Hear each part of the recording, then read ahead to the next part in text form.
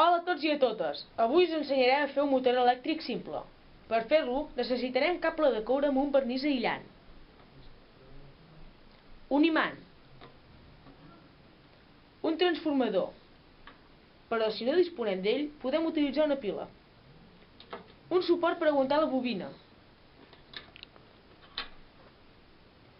i una mica de ferro per mantenir-lo dret. Ara ja disposem del material necessari per fer un motor elèctric. Ara ja només falta seguir els següents passos.